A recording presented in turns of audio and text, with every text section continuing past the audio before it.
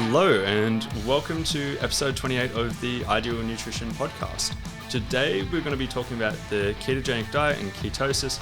Once again, I am with new co-host Tyler Brooks, who he's going to be doing another podcast after this one as well, so we'll be doing 3 total, partly because honestly I want to take a holiday, so I'm putting out some extra content basically, or banking some extra content in advance so that while I'm on holidays, we'll have stuff to go. And while Leah is on holidays as well, actually. And then after that, Leah will be back for future podcasts. So as mentioned, today we're going to be talking about ketosis. What is it and what's some basic background on it? Sure. So first of all, ketosis is basically it's kind of like a metabolic state that the body goes into after you have had a certain period of time without access to carbohydrate.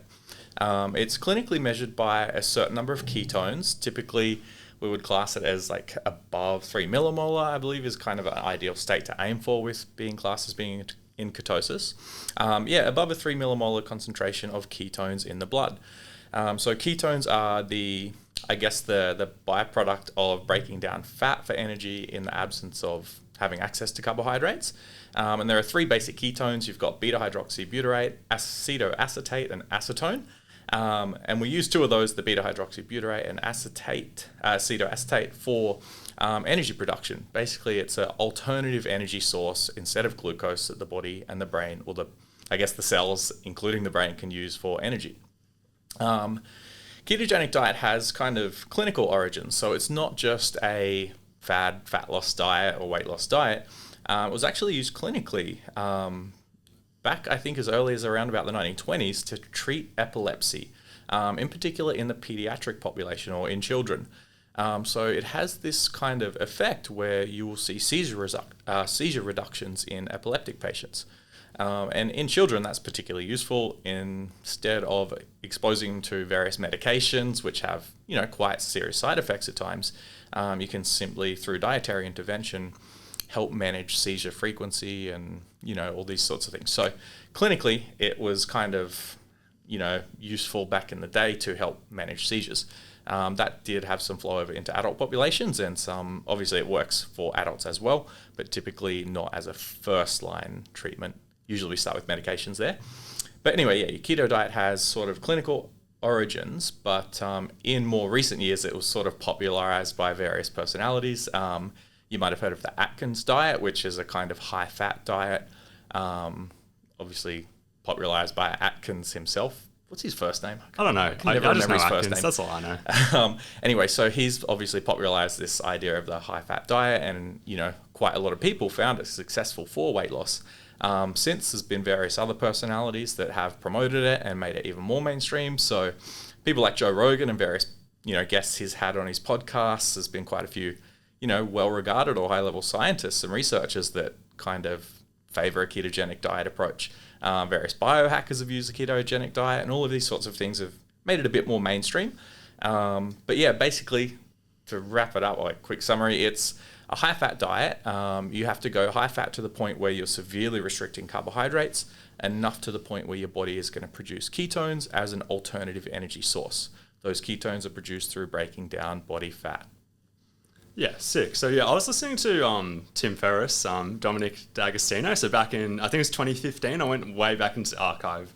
And it's really interesting because, as you said, like high-level scientists, Dominic D'Agostino, he's a smart guy. Very smart guy. Way smarter than I am. And he makes it sound quite appealing. And like, even some of the studies he was referencing, because like, this is like way off on a tangent, but like thoughts on building muscle on a ketogenic diet. Like, my understanding is like, there's not many of those like studies that have even been done. You hear him talk about it, and you hear him talk about it as if it's like, it's a big possibility. He himself is 100 kilos, and like, I haven't seen photos of him, but I assume he's pretty jacked. Like, yeah, I've only seen him on the video podcasts on Rogan and that, and he's, not a small dude. He doesn't look like he's fading away to a shadow. He's got some muscle mass. Yeah. Also, just on a side note, but he was talking about like having 300 grams of fat per day, which fat has 9 calories per kilo. So 9 times 3, that's like 2,700 calories just coming from fat. Yeah. Insane. Yeah, it's huge. Yeah. But yeah, sick. So I suppose one question I was having with the like seizures and stuff like that, is there like medication resistant seizures? Is that a thing as well? Yeah, there is. So, seizures are classified, or epilepsy is classified into various categories. So based on how resistant to seizure treatment drugs the epilepsy is. You'll be categorized under certain levels of seriousness. The most serious being, it's called SRSE. Now, as I mentioned, ketogenic diet isn't usually a frontline or a first approach for treating seizures in adult populations. It's usually implemented if there have been unsuccessful attempts to control seizures with medications and things like that. SRSE is typically a resistance to or like a continued seizure even with multiple levels of anti-seizure medications. There is research out there showing that if you jump onto a ketogenic diet, as in a proper therapeutic ketogenic diet, you will typically get a seizure reduction, if not a complete freedom of seizures. Like I said, the research kind of shows this in combination, or ketogenic diet in combination with the medications, not just ketogenic diet alone. It's kind of a duty of care thing. You can't just stop someone's medications that are treating them for a serious illness, but they add it to it. It wasn't being fixed with the medications alone. Add the keto diet and it's kind of fixed. It's like, well, what's the extra variable? But yeah, the research is kind of hard to interpret because there's no clear direct link that you can draw and say this is just from the ketogenic diet. Yeah. They could have potentially just got better from being on the medication for longer. That's probably unlikely, seeing as it hasn't been effective.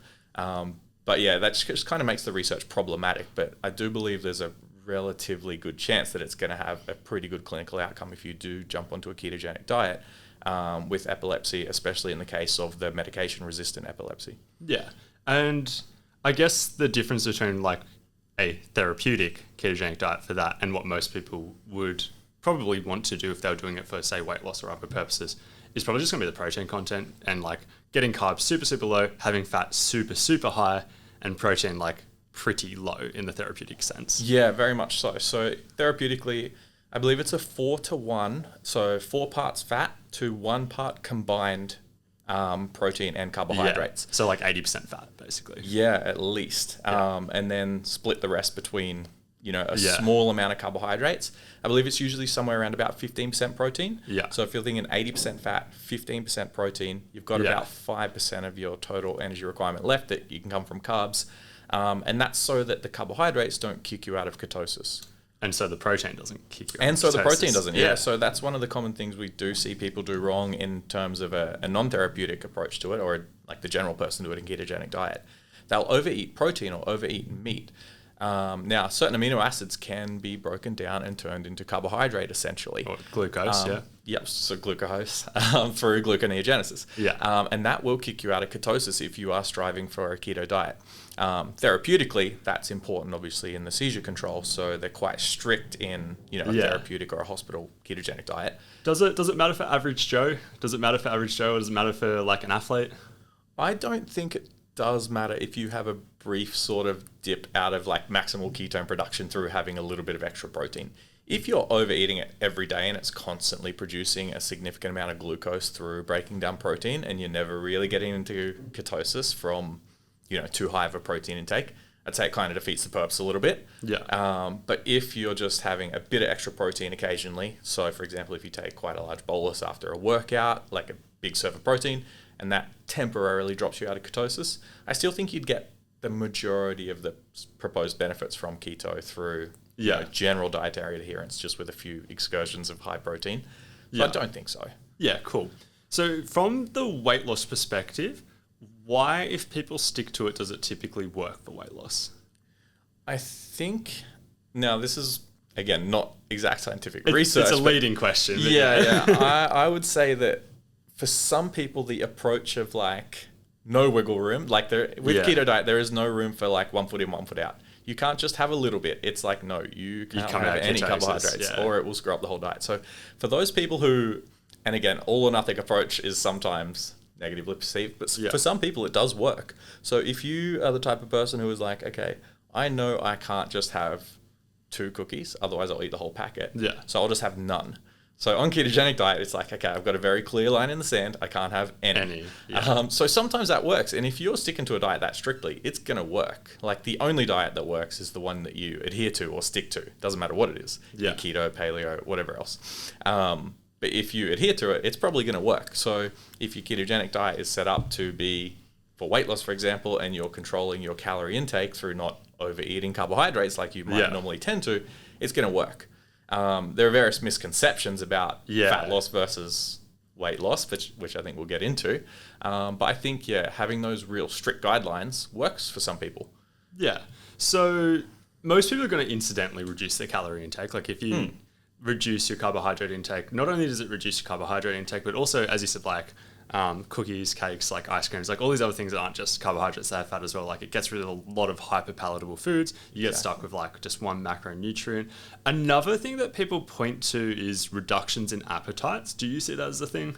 Yeah, I think so. We typically look at fat as, we would refer to it as a very satiating macronutrient. Similar to protein, we do call protein quite a satiating macronutrient as well. Like, that means obviously it's filling, it fills you up, it sort of ends those or starts to reduce those kind of cues that you get to say that you're hungry, keep eating. Being satiated is that sort of reverse of that. It starts to down-regulate that drive to eat and that appetite. So the more fat and protein we tend to eat, the more of that satiation response we have.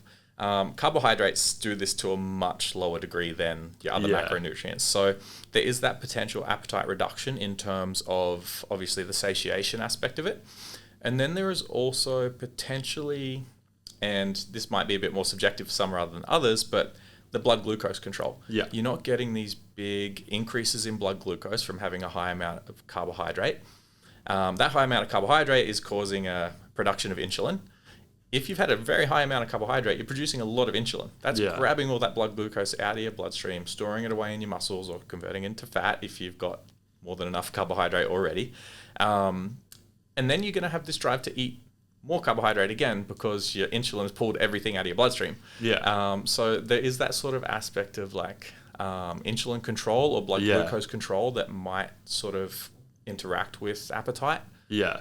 I find that a pretty deep topic, because like there was one stage where I was looking for people with malnutrition or just people who struggle to gain size. So there was one idea that was chucked out there being like, hey, let's give people like 15 grams of really easy to digest carbohydrate an hour before their meal. Based on that theory, that could make them hungrier and make them want to eat more food. Potentially. And like, I don't know if it actually plays out that way. I think even the research on that's quite mixed about whether it makes any difference because like 15 grams is not enough to fill somebody up and it could have the same effect. But and how much insulin response are you really going to get 15 grams, like a total load of 15 grams. I'd sign up for the study though. It's an interesting idea. That sugar. But another concept that a lot of people will be talking about is... Oh, actually, no, there was one thing I did want to touch on that. Hey, so like there's a curveball of a study. I don't know if you've seen it, the Kevin Hall study. So Kevin Hall did a study comparing low-carb diets, I can't recall if it was ketogenic, to a higher carbohydrate, low-fat, mostly unprocessed diet where they allowed the participants to eat ad libitum. And the people in the higher carbohydrate diet actually ate less calories, which is really, really interesting, and it's counter to the low-carb kind of narrative. But that being said, the reason it stands out is because it is a curveball of a study. It's not what people expected, and it's like the only study I'm aware of showing that. I haven't read the study. Like, there are other things that would potentially... I'd want to look at in that study. It also depends on the foods that are in there. Exactly. Like, were they having high fiber? Were they having whole foods? It was specifically fruits and vegetables. It was high fiber. It was whole foods. It was So these sorts of things are obviously going to have the similar sort of effect as like that satiation effect. We know fiber is quite a satiating macronutrient or nutrient as well. I guess you could sort of class it as a macronutrient. Probably not. Technically, chemically, it's a carbohydrate. It's got calories as well. Like there's something like on average has about 2 calories per gram, which is like another curveball because like we think of it having either 0 or some people, well, in America, it's often included as part of their carbohydrates as well. Yeah, it's listed differently on the nutrition panels. Yeah, in Australia, it's not listed. It's listed completely separately. So we often think of it having 0. But on average, it has about 2. It's in between those two kind of things, Anyway, random aside. Your fiber is going to make you feel fuller. It's going to slow down digestion and things like this as well. So that's potentially going to reduce appetite. If you're eating lots of fruits and vegetables and whole foods, it's going to fill up your stomach more. It's more volume for less calories. So I could see there being an interaction there, but it would be very dependent on the types of food choices those people had. Yeah. A boring thing that I've got to add, but I think it's relevant because a lot of people will be like, oh, keto works really well for me, particularly at the start of a diet, or they'll say every time I add carbs, my weight goes up. Something that like I hate talking about, but it's something that everyone needs to be aware of is just like scale weight fluctuations. carbohydrates, every gram of glycogen you store roughly 2.7 mil of water alongside it. If you go from, say, 300 grams of carbs per day to 0, your weight is going to drop off a cliff in the first couple of days. Same thing if you are low carb all the time and you have 300 grams of carbs one day, your weight is going to skyrocket for the first week or so, or even less than a week, but it's going to skyrocket over a couple of days. And that's something to be really, really mindful of when you're self-experimenting and seeing what works well for you as well, being like, well, we need to factor in the water weight changes when we're assessing these changes over a longer period of time as well. For sure. It's definitely one of the main things that people misinterpret about the ketogenic diet is like this successful weight loss in the initial phases of the diet.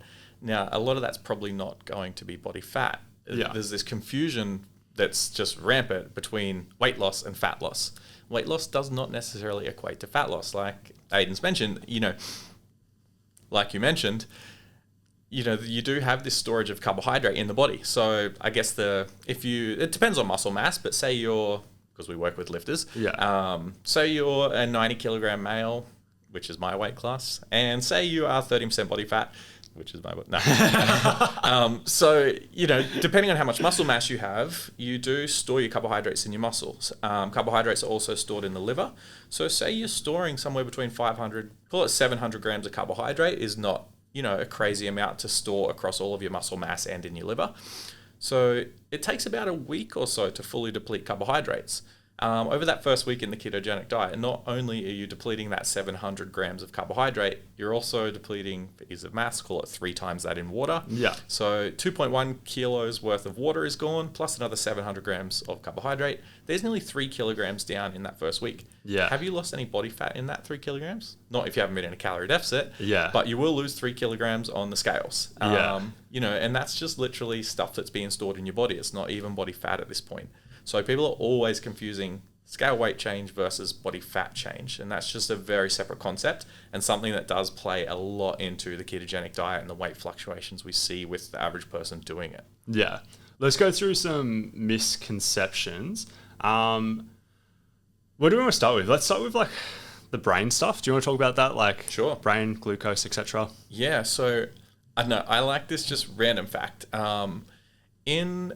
As Australian dietitians, our credentials aren't recognised in America. We can't just go and directly practice in America. We have to redo various bridging courses, and I believe you still have to do mentoring or an internship as well before you can become a registered practitioner in America. And that comes partly, I think, from some of the differences in the way they look at nutrition.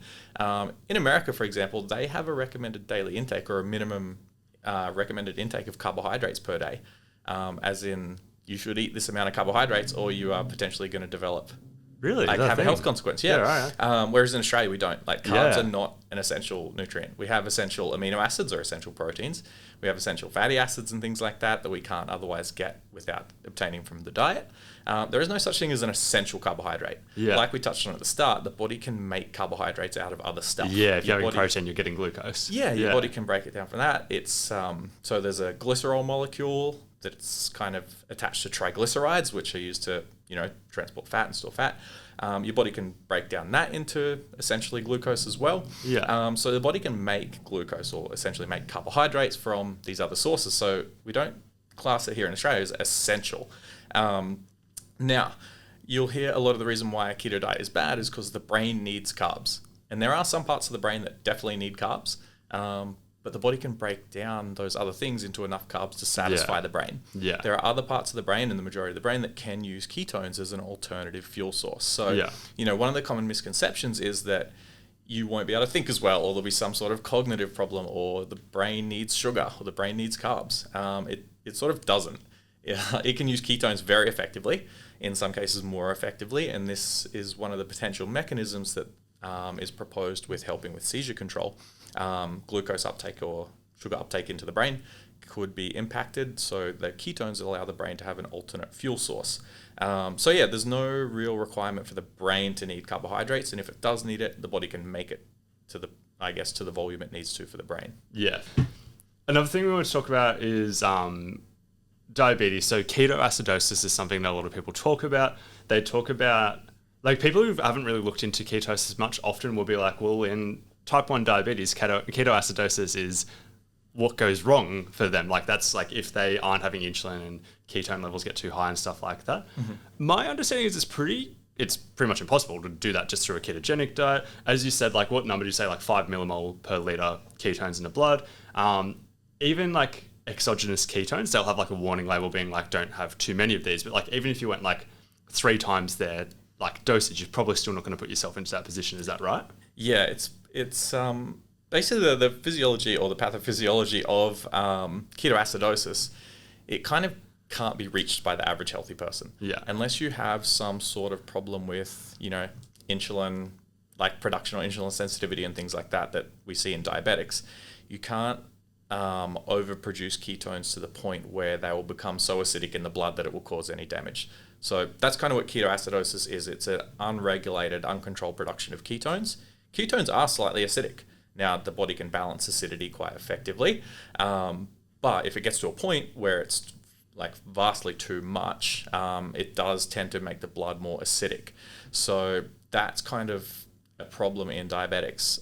More so only, and you can't really reach that through normal physiological levels. Even supplementing, like you said, it will be very hard to get up to those uncontrolled amounts of ketones in the blood. Yeah. And running low on time, and I do want to cover a lot of things. So the next one I want to cover is like just like blood lipids, like cholesterol and stuff like that. Yep. If you follow a ketogenic diet, is your LDL cholesterol going to increase? Is that a bad thing? I think it probably will. I think LDL cholesterol, well, I don't know. I think it wouldn't be a stretch to say it definitely will because you're consuming more fat. Yeah, I've still seen in some studies that drop if people drop a significant amount of body weight. I've still seen that, but like I'd say on average, like particularly if your body weight didn't change. Yeah. So, in consuming fat, you're probably going to be consuming more dietary cholesterol. Some of that is going to be absorbed, and then obviously your expression of LDL cholesterol as a transporter for fat around the body is going to increase potentially depending on the types of fat you're consuming. So I think overall your cholesterol probably will increase and the LDL will increase. You can, obviously, as you just mentioned, mitigate that with some weight loss or the types of fats that you're choosing. So, we can look to choose a healthier fat option on a ketogenic diet. We can look to choose lean meats and add healthy fats, things like your olive oil and your avocados and things like that, which are more, I guess, representative of a healthier cholesterol profile.